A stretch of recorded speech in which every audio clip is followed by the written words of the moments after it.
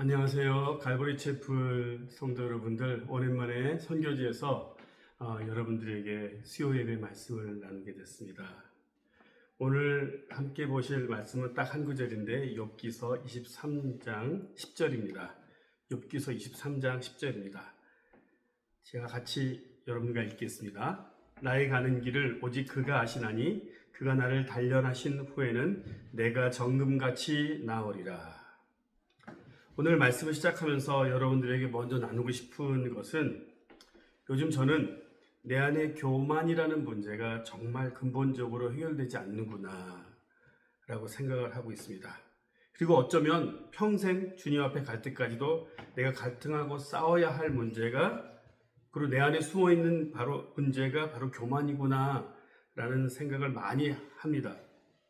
그렇기 때문에 저는 하나님의 은혜가 아니면 도저히 하나님이라 할 수 없는 사람이라고 고백합니다. 그래서 자주 은혜 아니면이라는 찬양을 혼자 부르고는 하는데요. 시간 관계상 이 찬양을 다 부르지는 못하겠지만 찬양의 일부분만이라도 여러분과 함께 부르고 싶습니다. 후렴 부분입니다. 은혜 아니면 나서지 못하네. 십자가의 그 사랑 능력이 아니면 나서지 못하네. 은혜 아니면 나서지 못하네. 놀라운 사랑 그 은혜 아니면 나서지 못하네. 이 찬양의 고백이 정말 제가 이곳에 사역하면 할수록 더 저의 고백이 되고 있습니다. 하나님의 은혜가 아니면 제가 과연 선교사로서 사역할 수 있는 자격이 있는 사람인지, 그런 제가 정말 믿음의 깊이가 얼마큼 있는 사람인지조차도 잘 모를 때가 있습니다. 바로 십자가의 능력, 하나님의 능력이 저를 붙잡아 주시니까 오늘도 제가 이곳에 있는 것입니다. 우리는 은혜를 깨달은 만큼 이 땅에서 감사와 기쁨과 행복을 알고 살게 되는 것입니다. 근데 내 힘으로 내가 잘난 줄 알고 내가 뛰어난 사람이라고 생각하고 살아갈 때 우리는 하나님께서 실패라는 것을 경험하게 하심으로 비로소 내가 하나님의 은혜로만 살 수 있는 사람이라는 것을 깨닫게 하시는 그런 존재라는 거예요. 저는 오늘 말씀을 준비하면서 한 주간 지난 20년의 멕시코 선교와 하나님께서 저를 캐나다 선교사로 부르셔서 저희 삶 가운데 행하신 일들을 많이 뒤돌아보고 하나님의 은혜가 아니었다면 내가 지금 이 자리에 설 수 없다는 존재라는 사실을 많이 묵상했습니다. 사실 저희 부부에게 지난 한 해는 사역적으로나 또 가족의 건강 문제로 가장 힘든 시간이었습니다. 오늘 설교의 결론적으로는 낙심하려고 하는 그런 내용으로 끝나는 것이 아니지만 오히려 여러분들이 제 말씀을 듣고 힘을 얻겠지만 저의 지난 1년의 상황은 그랬다고 여러분들에게 정직하게 나누는 것입니다. 저희 베이스는 여러분 잘 알다시피 코로나 이후에 베이스를 풀타임으로 섬기던 스태프들이 하나씩 줄어들기 시작했고, 그래서 작년 상반기까지는 저희 부부를 포함해서 5명의 작은 간사의 숫자로 베이스의 모든 사역을 감당했었습니다.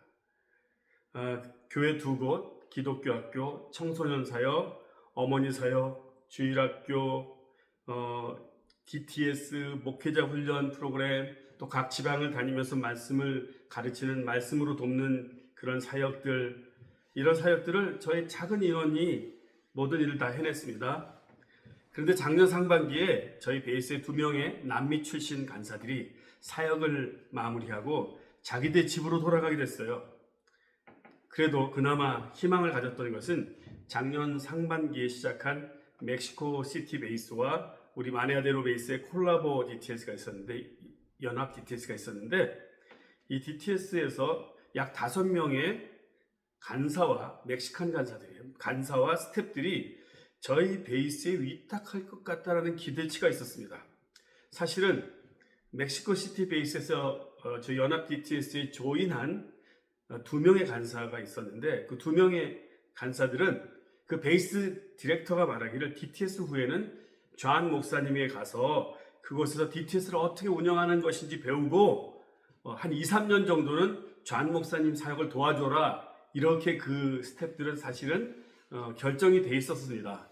그러니 이미 두 명은 확보되었는데 그리고 DTS 기간도요. 어느 기수보다도 많은 열매와 기적적인 치유들이 있었어요.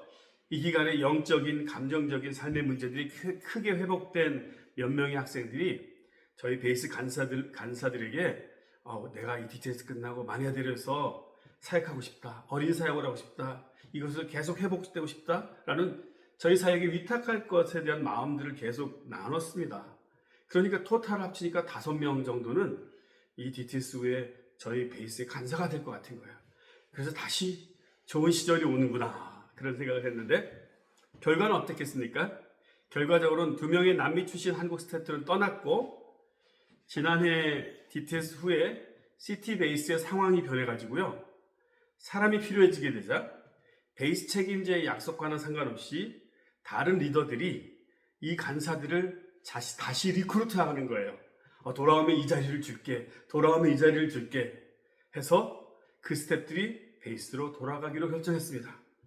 그리고 또 간사로 위탁할 마음이 있었던 학생들은 각자의 사정들이 생겼어요. 그래서 다들 하나씩 집으로 돌아갔습니다. 정말 열정을 다해서 섬겼던 DTS가 끝나고 모두들 집으로 돌아가고 학생들은 또 학비도 다 못 내고 그랬을 때 저희 베이스의 저희 부부와 바로 한 명의 간사인 누구죠? 쌤만 남았을 때 저희 마음에는 큰 실망감과 심지어는 배신감까지도 느껴지는 것이 무엇인지 내가 그렇게 사람을 의지하면서 그동안 살았던 것인가? 이런 생각들이 막 몰려왔습니다. 그래서 저희 베이스에 저희 부부와 쌤만 남아서 제가 이전에 하지도 않던 일들을 하기 시작했어요. 그리고 저희 3명이 5명이 하던 일을 다 하니까 얼마나 하는 일들이 많아졌겠습니까? 그렇지만 이런 상황들을 1년 동안 지내면서 제가 돌이켜보니까 지난 20년간 멕시코 선교 사역을 하는 기간 내내 하나님은 나를 깨트리시고 나를 만들어가는 중이었다라는 생각을 하게 됩니다. 21년 전에 멕시코 선교사로 파송되기 전에 저희 교회에서는요. 주님 보이신 생명의 길 이 찬양을 참 많이 불렀어요. 그 시절에 많이 유행했던 곡입니다. 내가 정금같이 나오리라 이 찬양을 참 많이 불렀는데 몇 번이나 내가 이 찬양을 부르면서 하나님 내가 장차 하나님이 저를 다듬어 주시고 연단시키셔서 정금같이 나올 것을 기대합니다. 저를 그렇게 만들어 주시옵소서라고 고백을 했어요. 그런데 한 번은 예배 시간에 저는 찬양팀으로 서 있었고 찬양을 하던 중에 이 찬양이 제 마음을 너무 강하게 터치하고 제가 무너져 내렸어요. 그래서 무릎을 꿇고 찬양을 하다 말고 무릎을 꿇고 눈물을 펑펑 흘리면서 이제 찬양도 할 수 없는 상태가 되어버렸습니다. 그때 아마도 많은 성도님들은 김 전도사님이 요즘 힘든 일이 있는가 보다. 뭔가 어려운 일을 겪고 있기 때문에 저렇게 찬양 중에 무너져 내려서 눈물을 흘리고 노래도 못하나 보다. 이런 생각을 하셨던 것 같습니다. 사실 그 시간에 제 마음에 일어났던 일이 무엇이냐면 하나님께서 나를 연단하시고 다듬어 주셔서 장차 내 안에 약한 것들이 하나도 없어지고 나 안에 악한 것들도 없어지고 내가 주님 앞에서 정금같이 서 있을 나를 생각하니까 너무 감격스러운 거예요. 하나님 저를 그렇게 만들어 주시옵소서, 저를 빚어 주시옵소서 이런 기도를 하면서 찬양하다가 제가 눈물이 쏟아지면서 제가 그냥 무너져 내렸던 거예요. 그런데 오늘 이 말씀을 준비하는데 그때 그 순간이 떠오르더라고요. 나는 지금도 하나님께서 나를 깨트리시고 연단하시고 다듬어 주셔서 흠이 없는 사람, 하나님 앞에서 정금과 같은 사람이 되어줄 순간을 기대하면서 감격해하고 살아가는 사람인가? 라는 생각을 해봤습니다. 여러분은 어떠신지요?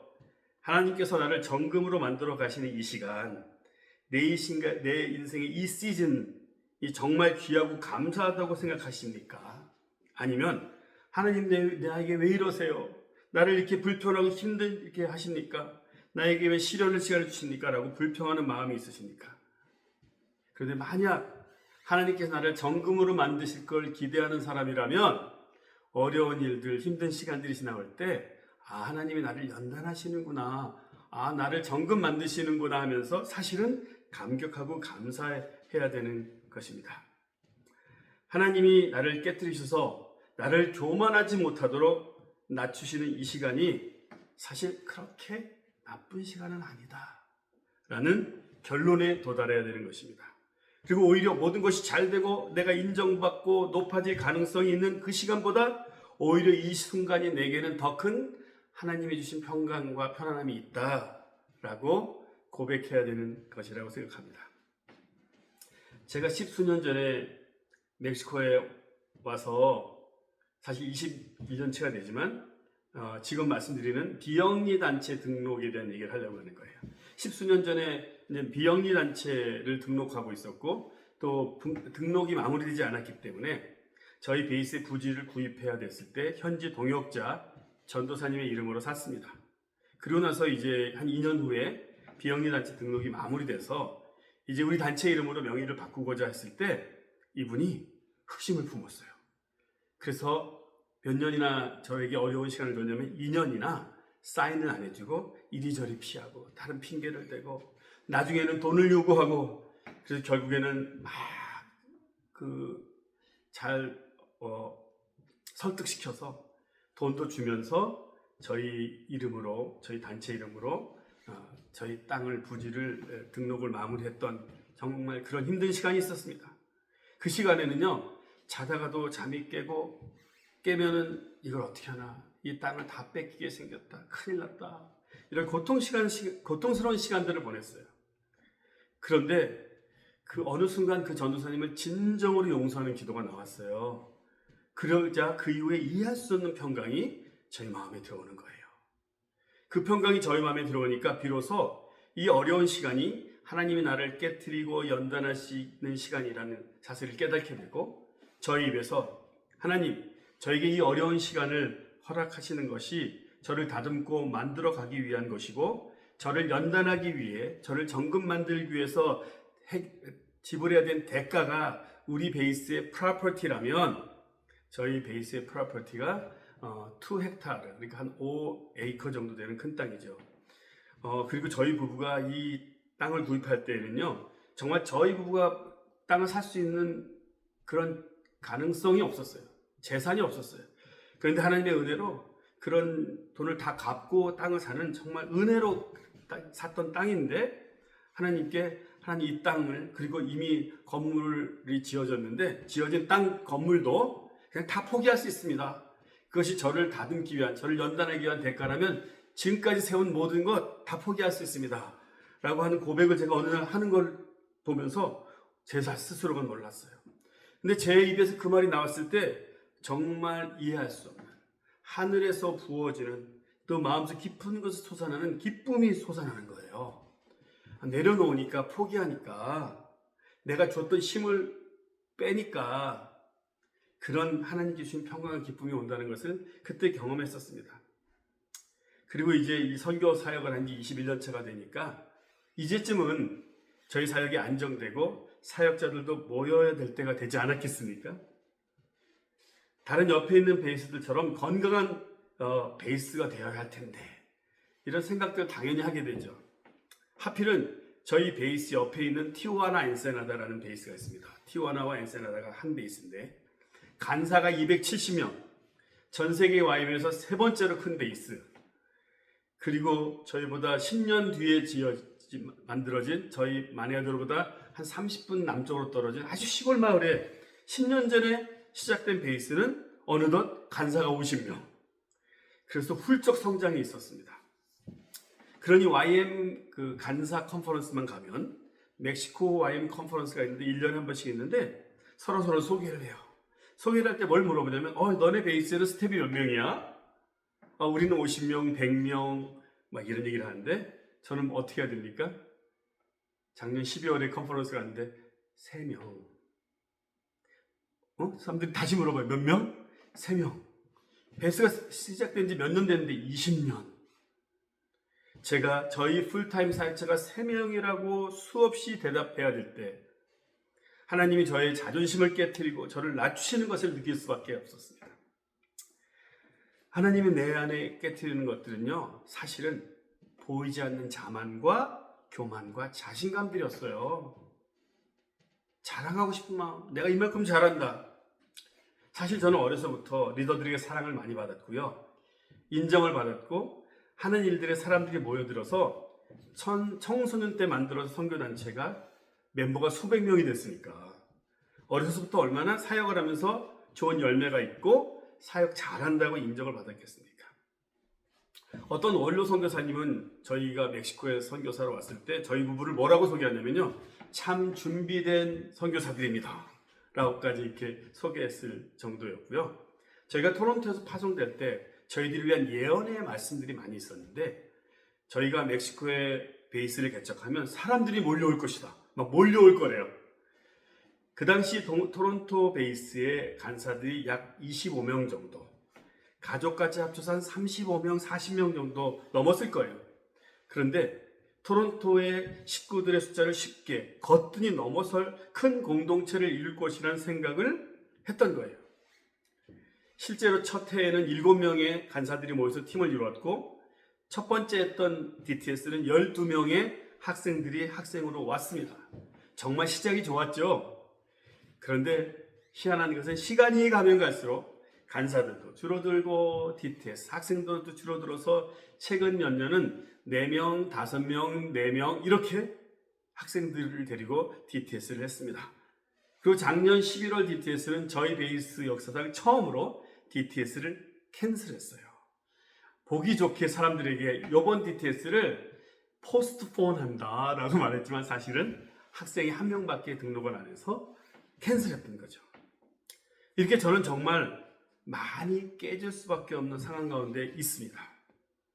내가 사역을 하면 잘할 수 있었다, 하는 것마다 잘 됐었다 라는 자신감을 하나님이 얼마나 깨트리고 싶었는지 저는 요즘에 경험하고 있습니다. 어느 누구도 내 힘으로 내가 뭘 잘해서 사업이든지 학업이든지 하나님의 일이든지 하고 있다고 생각하는 것은 반드시 하나님이 깨트려야 되는 것 같습니다. 이렇게 하나님이 저의 교만을, 자만을, 자신감을 깨트리는 시간들을 지난 20년 동안 지내왔는데, 그런데 반전이 여기 있습니다. 사람들이 다 떠나서 일꾼이 없습니다. 그래서 저희 3명이 다 일을 해야 됩니다. 그런데 그때에 그동안에도 우리 사역에 큰 도움이 되었던 우리 청소년들이 베이스 사역에 더 헌신하기 시작했어요. 모든 선교사들이 떠나자 자신들의 베이스에 책임을 더 져야 된다고 하는 청직의 마음들이 생겨났습니다. 그래서 6, 7명 정도의 청소년들이 갑자기 교회 사역에 너무 열심히 하는 거예요. 우리 청소년들이 얼마나 기특하게 교회 사역을 섬겼냐면요, 작년 2025년 여름 내내 아침 8시쯤에 7시 반 8시쯤에 출근을 합니다. 그래서 선교팀들과 같이 아침 식사를 먹고 설거지, 베이스 청소, 여름 성경학교 준비 이런 것들을 하고요. 이제 BBS 끝나고 선교팀들이 깜뽀로 냉동장으로 가고 여기저기 움직이면 거기를 선교팀과 같이 움직여서 찬양을 인도하고 섬기는 일을, 선교팀을 돕는 일을 저희 스태프들처럼 하는 거예요. 그리고 저녁 늦은 시간까지도 베이스에 남아서 마지막 청소, 쓰레기 쏘가까지 다 하고 집으로 돌아가는 청소년들을 보면서, 야, 하나님이 이때에 이렇게 사람이 없을 때 하나님이 우리 청소년들을 이렇게 깨우시는구나 라는 것을 참 경험하고 그 일이 지금까지 진행되고 있습니다. 이런 우리 청소년들이 성숙하게 섬기는 모습을 보고 많은 선교팀들의 어른들이 큰 감동을 받았고요. 그 나이 또래 청소년들이 도전을 받는 거예요. 일반적으로 우리 청소년들이 미국에서 선교 여행 온 청소년들을 보면서 도전을 받았는데 작년 여름부터는 다른 일이 일어났어요. 요즘 우리 청소년들은 어떤지 아십니까? 첫 번째 예배는 마니아 내려서 10시 반에 드려요. 그때 예배위원으로서 다 예배를 인도합니다. 그리고 그 예배가 끝나면 오후에 깜뽀교회, 농장교회로 갈 때 1시 15분 예배를 위해서 또다시 이 청소년 리더들이 다 같이 두 번째 교회로 갑니다. 그곳에 가서 찬양 인도, 음식 만드는 거, 서빙, 설거지, 청소 다 마치고 저와 함께 한 3시쯤에 다시 돌아옵니다. 이런 일이 일어날 뿐만 아니라 작년 12월에 우연히 만난 한 부부가 있었어요.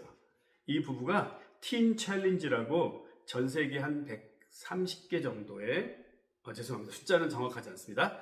전 세계에 많은 청소년 중독 예방 사역을 하는 단체예요. 틴 챌린지. 아마 들어보신 분들이 있으실 거예요. 이 단체의 다른 지역의 리더였는데 엔세나다 지부를 시작하기 위해서 왔다는 거예요. 근데 저와 함께 만나서 얘기를 하다가 그래 당신들은 교회 사역을 주일날은 교회를 섬겨야 되지 않느냐. 그러니까 혹시 우리 교회 사역에 동참할 마음이 있냐고 제가 제안을 했는데 이 부부가 흔쾌히 이 교회 제가 섬기겠고 이 교회에서 목사님 밑에서 훈련을 받아서 갈보리 촛불 목사까지 되겠습니다. 이러는 거예요. 근데 이 부부가 얼마나 헌신적으로 열심히 사역을 하는지 이 부부로 인해서 농장교회가 바뀌고 있습니다. 이전에 농장교회 모습은 어떠냐면요.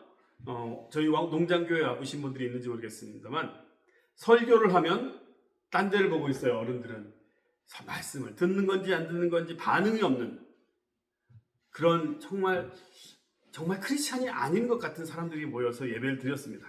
근데 요즘에는요.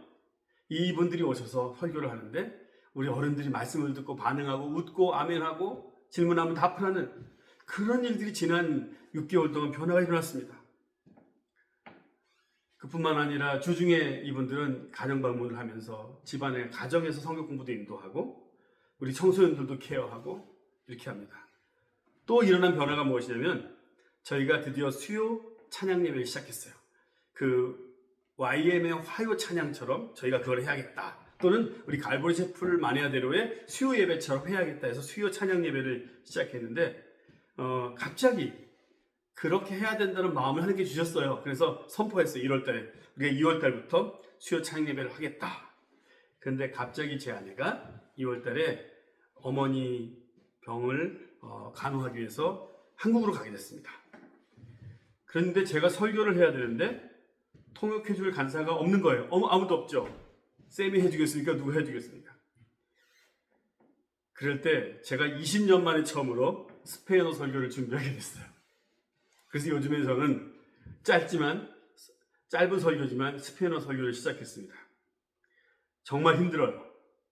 발음이 안 되는 것도 있고. 하지만 이렇게 상황이 되지 않았다면 과연 저는 스페인어 설교를 시작했을까라는 생각을 하면서 이런 모든 일이 하나님이 하시는 일이고 우리가 볼 때 상황이 안 좋은 것 같지만 그것을 통해서 하나님은 사람들을 일으키시고 더 새로운 일을 하시며 그리고 도전에 직면하게 만든다는 것입니다. 바로 이 모든 일은 저는 하나님이 직접 행하신 부흥이라고 생각합니다. 인간의 눈으로 보기에 좋지 않은 상황들을 하나님은 통해서 하나님이 저 자신을 보게 만드셨어요. 그리고 나에게는 하나도 힘이 없다고 생각하는 그때에 하나님께서 다른 방법으로 저희 선교지에 일하기 시작한 것입니다. 내 안에 나는 사역을 잘할 수 있는 사람이다 라고 하는 숨어있는 교만을 깨뜨리시고 저를 낮추시고 하나님 스스로 일하시는 것을 보게 하시는 때입니다. 그래서 우리 성도님들에게 말씀을 마무리하면서 여러분들에게 도전을 드립니다. 여러분들의 삶 가운데도 동일한 그런 은혜가 있으시길 바랍니다.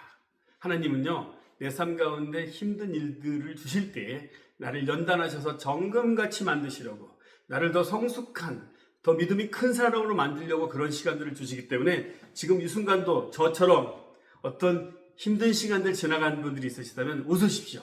하나님 감사합니다. 저를 크게 만드시려고 이 기회를 주셔서 감사합니다라고 저와 함께 그렇게 고백했으면 좋겠습니다.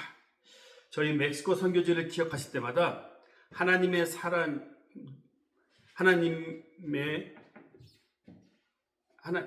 사람들이 일을 할 때에 사람이나 숫자나 능력으로가 아니라 그리고 부족한 김현수나 한현정 선교사의 능력으로가 아니라 하나님 스스로 이 땅의 영혼들을 일으키시고 그 사역이 하나님 뜻대로 진행되어지게 해달라고 여러분들이 기도해 주시기를 부탁하면서 오늘 말씀을 마무리하겠습니다. 감사합니다.